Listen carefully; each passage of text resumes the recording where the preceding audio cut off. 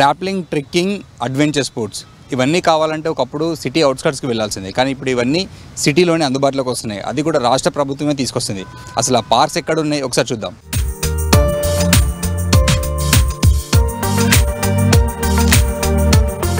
మనం present మంచిర్యాలలోని forest trek పార్క్లో ఉన్నాము. ఇక్కడ కొంతమంది వాకర్స్ ఉన్నారు. అసలు ఈ పార్క్ ఎలా ఉంది, ఇక్కడ ఏమేమి ఫెసిలిటీస్ ఉన్నాయి ఒకసారి వాళ్ళని అడిగి తెలుసుకుందాం. హలో సార్, ఎప్పటి నుంచి వస్తున్నారు ఇక్కడికి? రెండు సంవత్సరాల నుంచి కంటిన్యూ వస్తాం.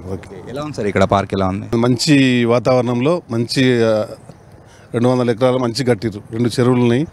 ఒక 1 అవర్ వాకింగ్ చేస్తాం, 7 కిలోమీటర్. ఇందులో ట్రెక్కింగ్, ర్యాప్లింగ్ అలాంటివి కూడా పెడుతున్నారని విన్నాము, నిజమేనా? మన లాస్ట్ టైం 2 టైమ్స్ 1 మంత్ కోపాలు పెడతారు, సాటర్డే సండే.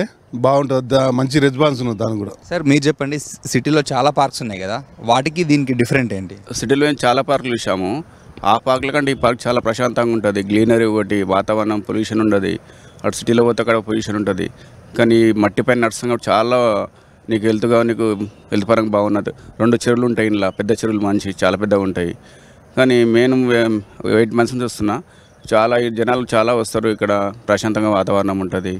ఈ ఒక క్యాంప్ కూడా పెడతారు 1 మంత్ 15 డేస్కి అట్లా. సాటర్డే సండే సాఫ్ట్వేర్ అండ్ మళ్ళీ హాలిడేస్ వీకెండ్ మొత్తం చాలామంది వస్తారండి. సో ఇక్కడ వాకింగ్ చేస్తారంటే రాళ్ళకు కొన్ని పెయింటింగ్స్ కూడా ఉన్నాయి సార్, డిఫరెంట్గా కనిపిస్తున్నాయి. వాటి గురించి కూడా కొంచెం చెప్పండి, ఎలా ఉంది? ఈ పెయింటింగ్ వీళ్ళు పిల్లలకి ఎంజాయ్ చేయడానికి కొన్ని ఏనుగులు, సింహాలు అలా కూడా ఎంటర్టైన్మెంట్ కొరకు ఉన్నాయి. తర్వాత పిల్లలు ఎంజాయ్ చేయడానికి వ్యూ పాయింట్స్ కూడా ఉన్నాయి. తర్వాత కొందరు గుట్టలు ఎక్కడానికి, వాటికి కూడా ట్రెక్కింగ్ రూట్లు ఎక్కడానికి దిగడానికి కూడా అరేంజ్మెంట్ చేశారు. తర్వాత మంచినీళ్ళు తాగడానికి ఫిల్టర్ వాటర్ కూడా ఉన్నది. జిమ్ ఫెసిలిటీ కూడా ఉన్నది. 5-6 ఐటమ్స్ జిమ్ చేసుకోవచ్చు. 8 వాకింగ్ అంటారు కదా, అది కూడా ఉన్నది. 8 తిరిగే వాళ్ళు అది కూడా తిరగవచ్చు. ఓవరాల్గా ఇది 250 ఎకరాల ఫారెస్టు. ఆల్రెడీ ఉన్న ఫారెస్ట్లో మళ్ళీ కొన్ని లక్షల మొక్కలు నాటారు. చాలా గ్రీనరీ, మంచి పొద్దున్నే ఫ్రెష్ ఆక్సిజన్ ఉంటుంది. మేమంతా ఎన్సీసీ నుంచి 2 కిలోమీటర్ల నుంచి కూడా వస్తాము. నేను 22 ఏప్రిల్ మే నుంచి వస్తున్నాను. చాలా బ్యూటిఫుల్ ఉన్నదండి. సార్ మీరు చెప్పండి, ఎప్పటి నుంచి ఇక్కడ వాకింగ్ చేస్తున్నారు? అదర్ పార్క్స్తో కంపేర్ చేస్తే ఇది ఎలా ఉంది? మీ అదర్ పార్క్స్కు ఈ పార్క్ ఏమంటే ఈ చుట్టూ కూడా ఓపెన్ ఏరియా చాలా ఎక్కువ ఉంది. ఇప్పుడు అదే మన కేవీఆర్ కానీ బటర్నకల్ కానీ అక్కడ చుట్టూ కూడా చాలా highly density population, car pollutions కూడా ఉంటుంది. ఇక్కడ ఆ పొల్యూషన్ కూడా తక్కువ ఉంది. ప్లస్ ఇక్కడ ఏమంటే అప్పుడప్పుడు మనకు కొన్ని అనిమల్స్, వైల్డ్ అనిమల్స్, నెమళ్ళు, పక్షులు కూడా మనకు పక్కనే రోడ్డు అమ్మడి నడుచుకుంటూ వెళ్తుంటే అవి మన చుట్టూ వెళ్ళిపోతూ ఉంటుంది. అవి ఒకసారి ఆ కొండ మీద, ఆ గుట్ట మీద నిల్చుకొని మనం చూస్తూ ఉంటాయి అవి. సో ఇటువంటివి మనకు ఎక్కడ దొరకని ఒక అవకాశం సిటీ వాతావరణంలో పక్షులు ఇవన్నీ చూడడం అనేది గొప్ప. అప్పుడు ఇక్కడ వస్తే మనకు మనసు ఒక ప్రశాంతంగా ఉంటుంది. మేము ఒక 15 మంది అంత సీనియర్ సిటిజన్స్ము మొత్తం వచ్చి కొంతసేపు మళ్ళీ 1 గంట సేపు కూర్చొని మాట్లాడుకొని మా యొక్క కాలక్షేపం ఏముంటుందని ఇదే కదా. దీనివల్ల కొంచెం మనసు ఆహ్లాదకరంగా, మనకు ఉత్తేజంగా ఉంటుంది. రోజంతా మనకు కొంచెం ఉత్సాహంగా గడిపేదానికి ఈ పార్క్ చాలా దోహదం చేస్తుందని నేను అనుకుంటున్నాను. సో ఇంట్లో మనవరాళ్ళని కూడా తీసుకొస్తుంటారు ఇక్కడికి? అప్పుడప్పుడు హాలిడేస్ ఉన్నప్పుడు తీసుకొని వస్తుంటాం.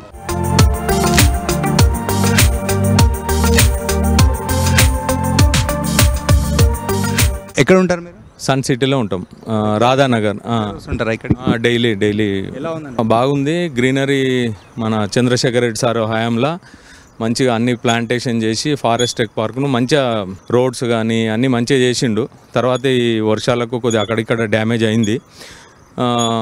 దాన్ని రెక్టిఫై చేస్తున్నారు వాళ్ళు, తిప్పలో పడుతున్నారు.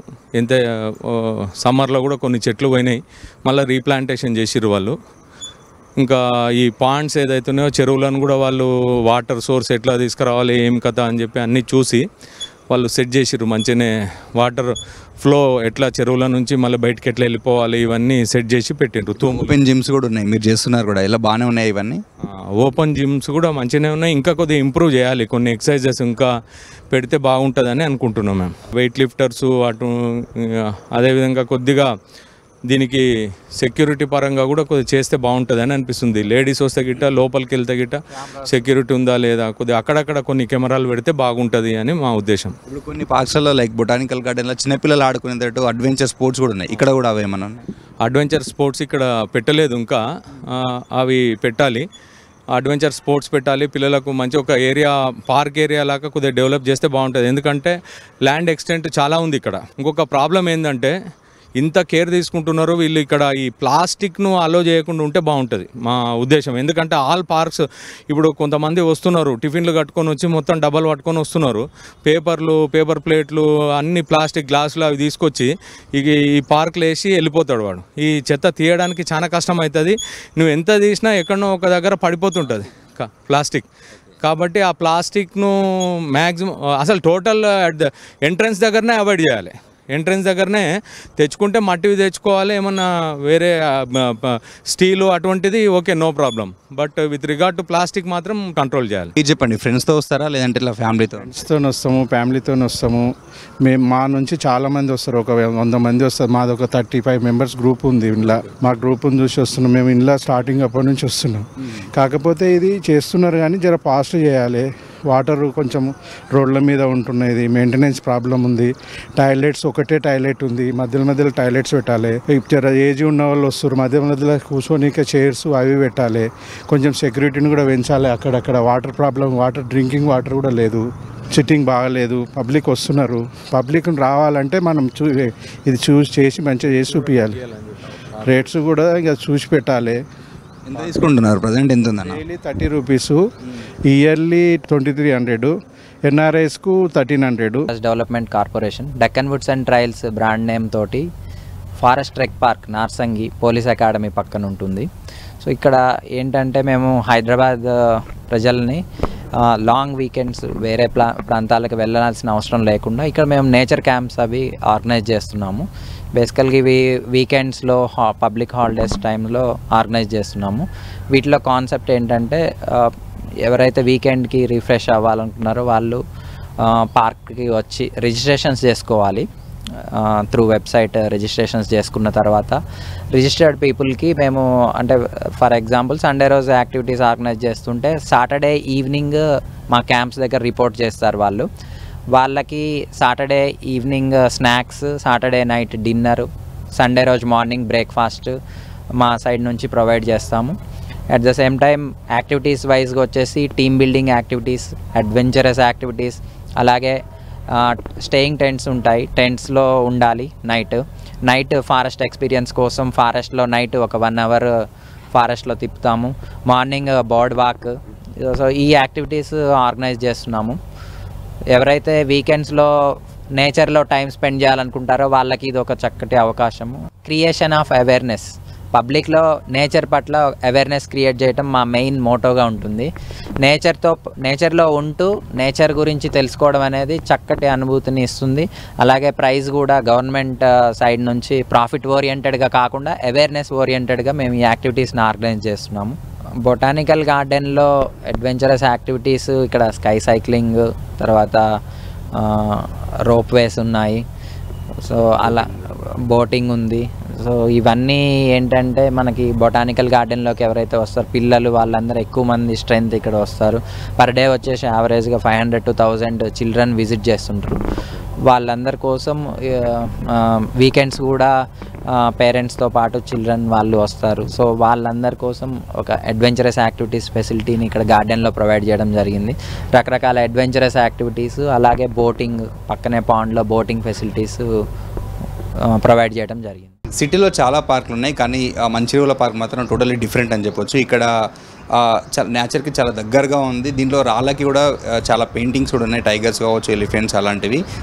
చాలామంది వచ్చేవాళ్ళు కూడా హ్యాపీగా ఉంది. కేబీఆర్ పార్క్ ఈక్వల్గా ఈ పార్క్ కూడా ఉంది అని చెప్తున్నారు. అయితే చిన్న చిన్న ఫెసిలిటీస్ ఇంకొంచెం ఇంప్రూవ్ చేయాల్సిన అవసరం అయితే ఉందని చెప్తున్నారు. మరికొంతమంది ఒకసారి తెలుసుకుందాం. Hello sir, how is the park? The park is amazing.